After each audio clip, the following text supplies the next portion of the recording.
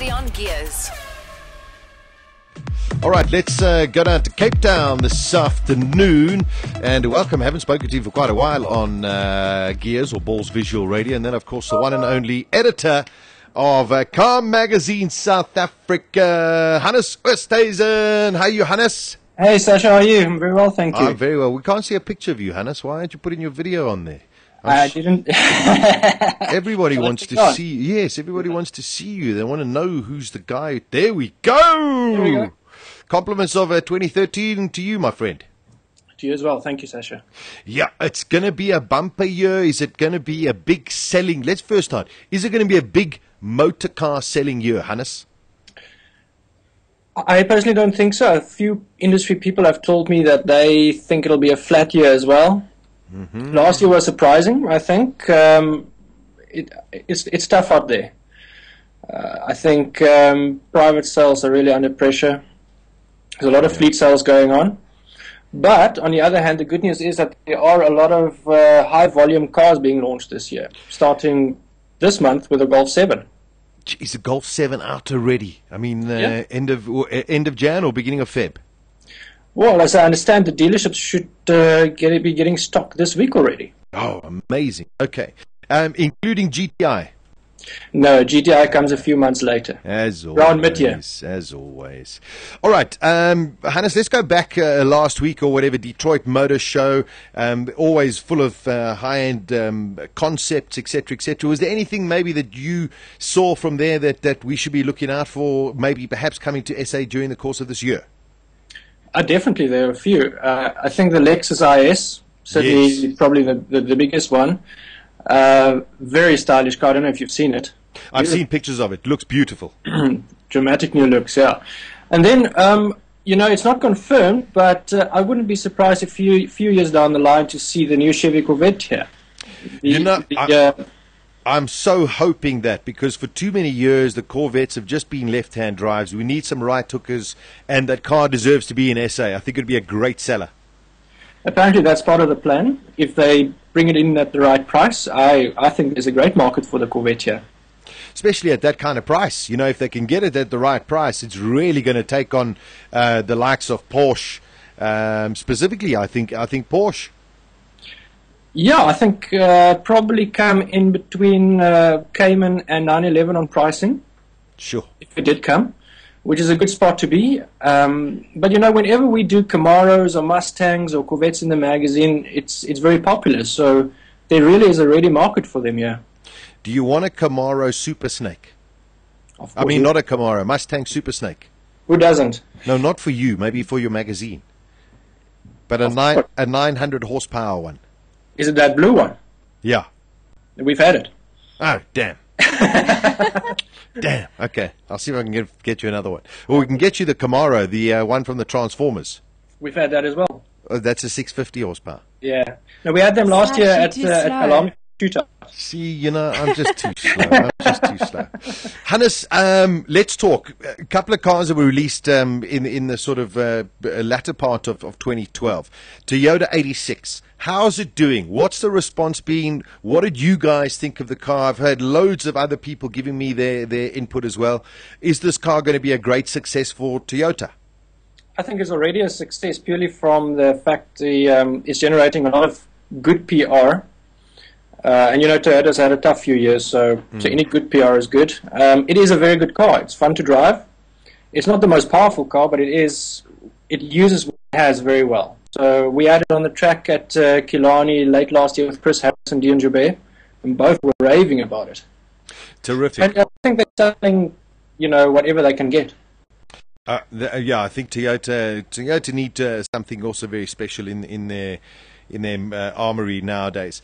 Looking for 2013. Okay, so we've got VW Golf 7 coming out already end of this month. What can we look forward to from now until, let's say, middle of the year? Hannes, do you know what's sort of coming, or you also sort of left a little bit in the lurch? No. I've got a fairly good idea. There's thankfully for this conversation, there's a lot of activity early in the year. Mm-hmm. So after Golf 7, the next big launch, I would say, for the rest of the year would be the new Isuzu KB. South Africa is a huge. That's a great seller. is a bucky mad country, so there's a lot of expectation around that vehicle. Let me just get the list out here. Lexus IS is coming fairly soon as well. Mm-hmm. Opel is launching the new Astra OPC, which is a very hot little number. That should be strong. Subaru launches new Forester and BRZ. Audi throughout the year, very busy. They're launching RS4, which is only an Avant form. Very hot car. Okay, yeah. So going back to sort of the RS2 kind of, Yeah. you know, yeah, hopefully that becomes successful for them. I think it will. Very good price as well. I think it's around 800k. Hmm. Then on the A3, which arrived late last year, they're planning a lot of range extensions, such as the new Sportback, the new S3, and then interestingly at the end of the year, a new saloon as well, the A3 saloon, which is a first. Oh, really? Yeah. What's You know, that whole segment. What sort of segment is that going into then, Hannes? I mean, what's that A3 saloon? Now, why would you buy an A3 saloon and not just an A4? It'll be cheaper, for one. You know, that's a segment that doesn't exist yet. So A3 Saloon will probably be the first locally, but Mercedes-Benz is launching a A-Class based saloon as well, called the CLA, which has just been shown as well. All right. And BMW is also working on a 1 Series saloon. So, you know, they're just bringing the premium brand as a... But didn't BM have a sort of 1 Series saloon? Or was it just a 2-door? No, that was a coupe. It was just a coupe. Yeah. Okay. So that'll be a growing segment, and you know that's going to hurt the likes of the Jetta, the Passat, all these non-premium brand, slightly lower priced than the current 3 Series competitors. But they're so much bigger.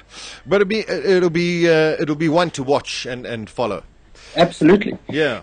Then there's also Toyota Auris. Okay, new shape. Much better looking car than before. Stunning. Apparently also quite a bit sharper to drive. New Toyota RAV4. There's the new Porsche Cayman as well, which all of us looking forward to. Yes. One of the most beautiful cars this year, definitely Jaguar F-Type. Wow, I've seen pictures. That car looks magnificent. That is going to be a stunner.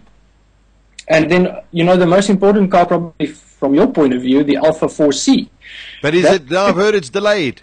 It should apparently be in the country, at least as far as demos or you know, early cars go before the end of the year. Well, I hope so, eh? Yeah, it's a stunning looking car. Listen, Hannes, all those books behind you on the shelf, what are they? Do you read those things? Well, it was required. That's every car magazine ever published. Is that so? 57, yeah, all bound. Unbelievable. I mean, you guys have got such a catalogue of stuff. How many years you guys been going now? 55. Jeez. Actually, 56 this month. And you look so young, Hannes. I've been here 13 years this year. Yeah, it's amazing. Listen, it sounds like a very exciting year, as you say, and I do agree with you, as you said right at the top there. I think it is going to be a difficult year for the dealers to try and get the kind of volumes. But I think it is always exciting when you do have new models coming through. Yeah, especially if they're potentially high volume models. You know, Isuzu will be doing brisk business with that KB, I promise you. Golf 7 will fly off the shelves. Yeah. Auris should do quite well. Yeah, look, Auris, I think we'll have to see, because it's also launching in a market which gets Golf 7, sort of just when Auris launches as well. So Golf 7 has historically dominated that segment. Okay. So Auris has a bit of a challenge, but at least it looks more promising than a previous car. But you know what's also coming this year is a new Mercedes A-Class.